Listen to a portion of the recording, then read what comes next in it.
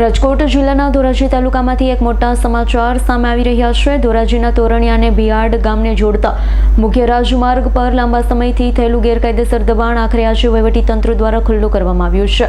વર્ષ 2025માં થયેલા દબાણના કારણે સ્થાનિક ખેડૂતોને ભારે હાલાકી ભોગવવી પડતી હતી, જેનો અંત આજે આવ્યો છે।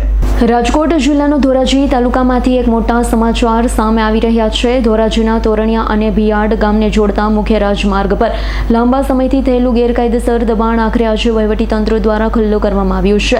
વર્ષ 2025માં થયેલા દબાણના કારણે સ્થાનિક ખેડૂતોને ભારે હાલાકી ભોગવવી પડતી હતી, જેનો આજે અંત આવ્યો છે।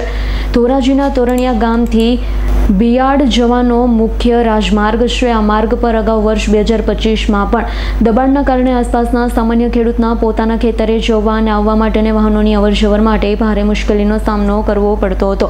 સ્થાનિકો દ્વારા આ બાબતે વહીવટીતંત્રને અનેક વખત રજૂઆત કરવામાં આવી હોવા છતાં લાંબા સમય સુધી આ દબાણો દૂર થતા ન હતા। આખરે તોરણિયા અને બિયાડ રાજમાર્ગના અસરગ્રસ્ત એવા 13 જેટલા ખેડૂતોએ આ મામલે તાલુકા સ્વાગત ઓનલાઈન કાર્યક્રમમાં ન્યાયની ગુહાર લગાવી ખેડૂતોની રજૂઆત રંગ લાવી છે। આજે ધોરાજી વહીવટીતંત્ર એક્શન મોડમાં જોવા મળ્યું। ધોરાજી મામલેદાર તંત્ર, પોલીસ કાફલો, પીજીવીસીએલની ટીમ, અન્ય જવાબદાર વિભાગના અધિકારીઓને સાથે રાખી આ માર્ગ પર બાબાનું બુલડોઝર ફેરવી દેવામાં આવ્યું। તમામ ગેરકાયદેસર દબાણોને જમીનદોસ્ત કરી રસ્તો ખુલ્લો કરાયો છે। લાંબા સમયથી હેરાનગતિ બાદ રસ્તો ખુલ્લો થતાં પીડિત ખેડૂતોએ રાહતનો શ્વાસ લીધો છે। તંત્રોની આ સરાહનીય કામગીરી બિરદાવી અધિકારીઓનો આભાર માન્યો હતો। સાથે જ ખેડૂતોએ અપીલ કરી છે કે ભવિષ્યમાં ફરી કોઈ આ જાહેર માર્ગ પર ગેરકાયદેસર દબાણ ન કરે તેની તકેદારી રાખવામાં આવે।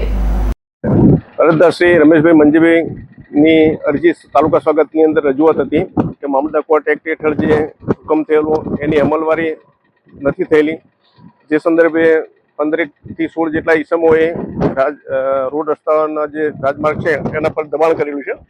તે રજૂઆત સંદર્ભે અધ્યક્ષ સ્થાનેથી સૂચના મળેલી અને દબાણ ખુલ્લું કરવાની કાર્યવાહી અત્યારે પોલીસ, પીજીવીસીએલ અને અન્ય કર્મચારીઓ, અધિકારીઓ સાથે રાખીને કરવામાં આવે છે। દબાણદારોને જરૂરી નોટિસ આપી નિયમો અનુસાર દબાણ ખુલ્લું કરવા માટે જણાવેલું હતું, પરંતુ અરજદારશ્રીઓ દબાણ દૂર ન કરતા આજે વહીવટી તરફથી રસ્તા પૈકીનું દબાણ ખુલ્લું કરવામાં આવેલ છે। હાલ ક્યાં વિસ્તારની ડિમોલેશન સાહેબ? તોરણિયાથી બિયોડ તથા જે રાજમાર્ગ છે ને એ રસ્તા પરનું જે દબાણ હતું ખેતી લાયક એને દૂર કરવામાં આવેલ છે।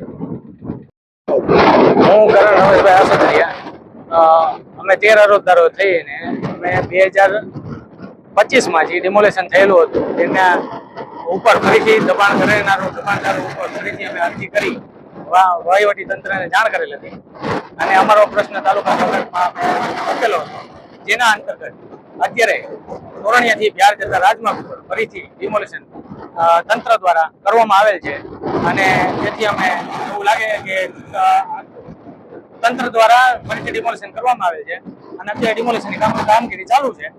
હવે આગળ જઈને આ રસ્તો પહોળો થશે, જાહેર જનતાને આવવા જવાનો સહેલાઈ થશે, તેથી અમારી જે તંત્રને અમારી જે દરખાસ્ત હતી એના પર અમલવારી થઈ રહી છે, અમને એ સંતોષકારક લાગે છે। મારું નામ મહેશ વાઘ, ગામ તોરણિયા।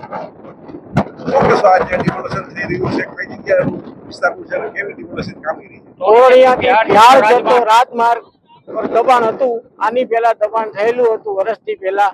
તે પછી અમુક લોકોએ ખેડૂએ દબાણ કરેલા હતા, તે પછી અમે અરજી કરેલી। એ અરજીના સંદર્ભે સાહેબે પાછું ડિમોલેશન કરેલું છે। અત્યારે હાલ એ ડિમોલેશનનું કામ સારું છે સાહેબ, તંત્રનો ખૂબ આભાર કહેવાય। બીજી વખત ધ્યાનને ડિમોલેશન કરી નાખ્યું છે, બીજી વખત ન થાય એ સારી વાત કહેવાય અને અત્યારે અમને ખૂબ સારું કહેવાય। સરકાર શ્રીનો આભાર। અલ્પેશ ત્રિવેદીનો રિપોર્ટ, S9 ન્યૂઝ, ધોરાજી। અમારી તમામ માહિતીથી અપડેટ રહેવા માટે જોડાયેલા રહો S9 ન્યૂઝ સાથે।